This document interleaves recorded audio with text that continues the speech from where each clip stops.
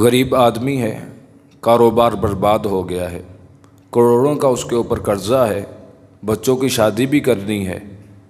کوئی ایسا وظیفہ بتا دیں کہ کچھ دوسرے وظیفے کی اس کے بعد ضرورت نہ ہو۔ اعوذ باللہ من الشیطان الرجیم، بسم اللہ الرحمن الرحیم، للہ الاسماء الحسنی۔ اللہ تعالیٰ قرآن میں کیا ارشاد فرماتا ہے کہ اللہ کے لیے سونے سونے نام ہیں، اللہ کے اچھے اچھے نام ہیں۔ تم جب بھی اللہ کو پکارو اللہ کے اچھے ناموں سے پکارو۔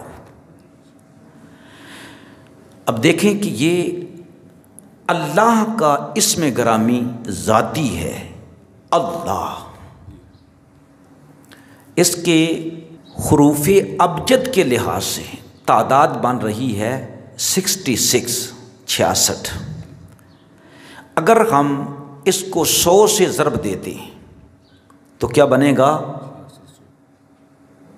6600۔ ٹھیک ہے، یہ ہے رزاق، جس اسم گرامی میں خاصیت ہے کہ رزق سے مالا مال ہو جاتا ہے جو اس کا ورد کرنے والا ہے۔ ابجد کے لحاظ سے اس کی تعداد بنتی ہے 608۔ اب اس کو اگر ہم 100 سے ضرب دیں تو کتنا بنتا ہے؟ 60,800۔ تو لہٰذا ہم دونوں کا اکٹھا وظیفہ اس لحاظ سے نہیں کر سکتے۔ ہاں، ایک قدر مشترک ہے دونوں میں، اسماء گرامی میں۔ حروف کی تعداد کتنی ہے؟ 4۔ حروف کی تعداد کتنی ہے؟ 4۔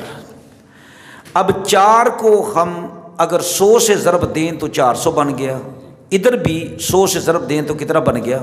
400 بن گیا۔ کوئی مشکل نہیں ہے۔ 400 مرتبہ دونوں کو الگ الگ ورد کرے، دعوت کرے، یا اللہ یا اللہ یا اللہ، اور یا رزاق یا رزاق یا رزاق۔ ٹھیک ہے، اگر جلد چاہتا ہے کہ میں مراد کو پہنچوں، ہمارے اندر غلاظتیں ہیں، کثافتیں ہیں، جن کو دور کرنا بہت ضروری ہے۔ لہٰذا بہت ساری چیزیں ایسی ہیں جو لازم ہیں کہ باوضو رہا جائے، زیادہ وقت سونے سے پہلے بھی باوضو ہو کر سوئے، استغفار کثرت سے کرے، وہ بخشنہار ہے اللہ جل مجدہ الکریم۔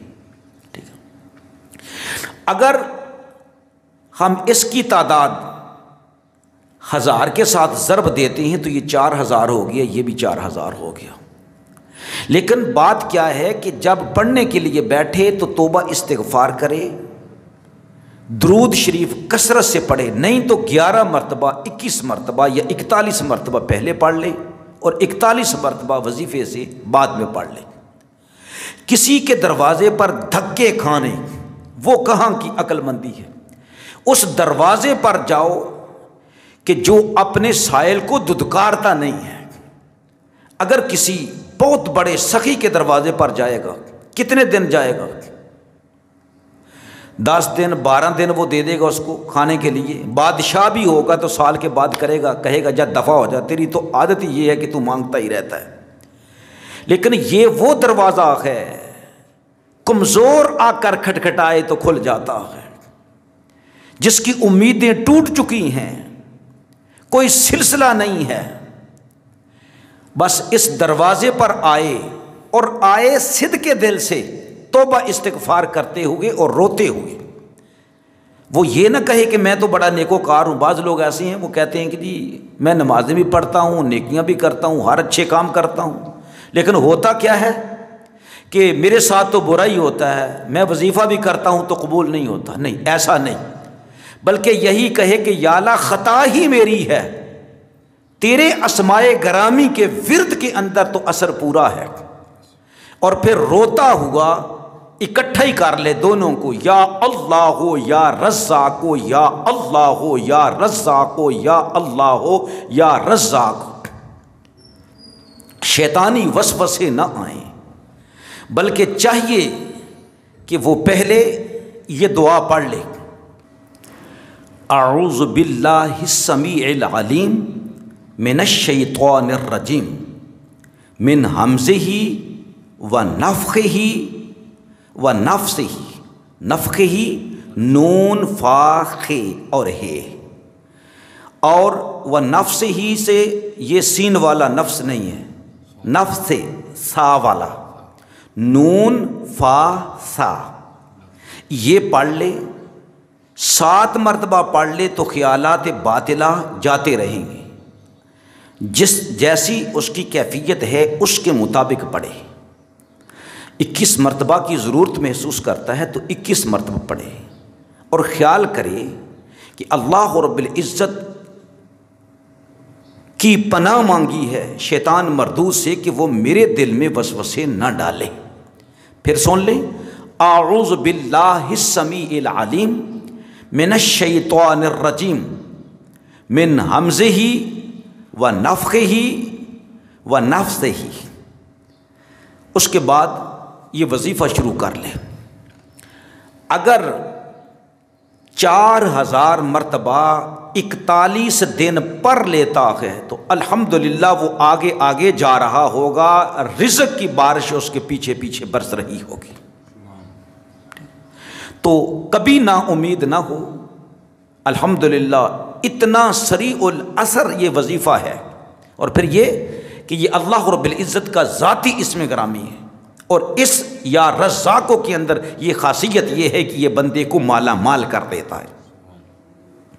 اور چاہیے کہ جب وظیفہ ختم ہو جائے تو بندہ اللہ رب العزت کی بارگاہ میں یوں عرض کرے، میرے اسباب سارے ٹوٹ گئے ہیں مالک، رشتہ داروں نے مجھ سے منہ موڑ لیا ہے، اے پاک پروردگار عالم کوئی جائے پناہ نہیں ہے سوائے تیری رحمت کے دروازے کی، میں تیری رحمت کے دروازے کو کھٹکھٹا رہا ہوں، تو مجھے خالی ہاتھ نہ لٹانا۔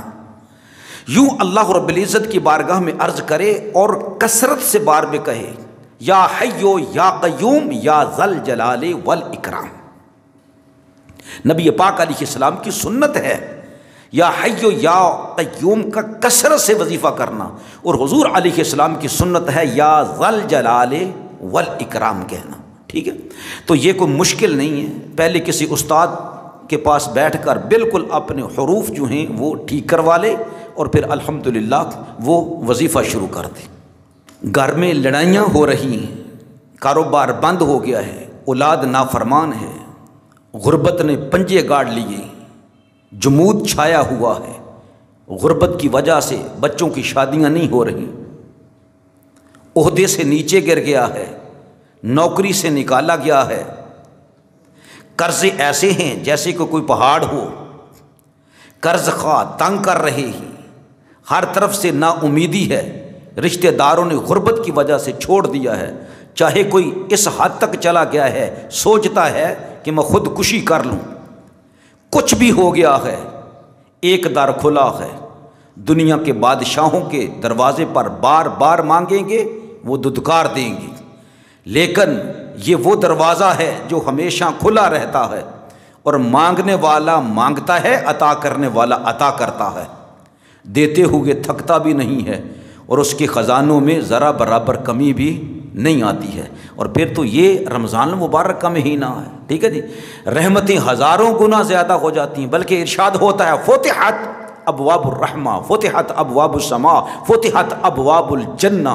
اللہ رب العزت انہی آیات کریمہ کے آخر میں فرماتا ہے کتب علیکم الصیام کما کتب علی الذین من قبلکم لعلکم تتقون۔ آخر میں کیا اللہ ارشاد فرماتا ہے؟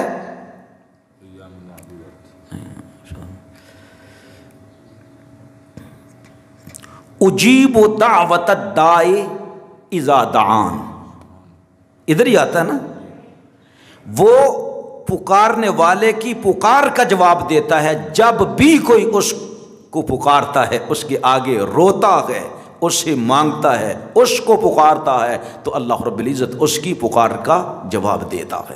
تو رمضان المبارک کا مہینہ تو ہے ہی ایسا کہ اللہ رب العزت ساری رات اپنی شان کے مطابق ارشاد فرماتا ہے کوئی مجھ سے رزق مانگنے والا کہ میں اس کو رزق سے نواز دوں، ہے کوئی غربت میں مبتلا کہ میں اس کی غربت کو ختم کر دوں، کوئی مصیبت زدہ کہ رہائی اور چھٹکارے کی دعا کرے تو میں اس کو چھٹکارا عطا فرما دوں، کوئی جہنم کی آگ سے بچنا چاہتا ہے، مجھے پکارتا ہے، میں اس کو جہنم کی آگ سے آزادی عطا کر دیتا ہوں، کوئی ہے جنت چاہنے والا، کوئی ہے جنت چاہنے والا کہ میں اس کو جنت عطا فرما دوں، پھر وہ عطا فرماتا بھی ہے، پھر وہ عطا فرماتا بھی ہے۔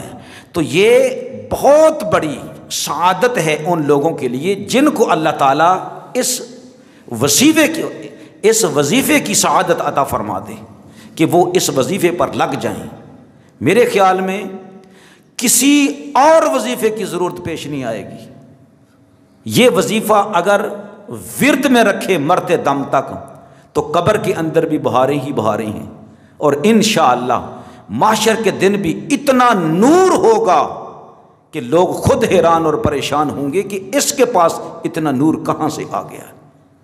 زندگی کے اندر بھی اللہ تعالیٰ اس کو مالا مال کر دے گا، قبر کے مصائب سے بھی اللہ رب العزت چھٹکارا عطا فرمائے گا، اور قیامت والے دن بھی اللہ رب العزت اسے نور عطا فرمائے گا۔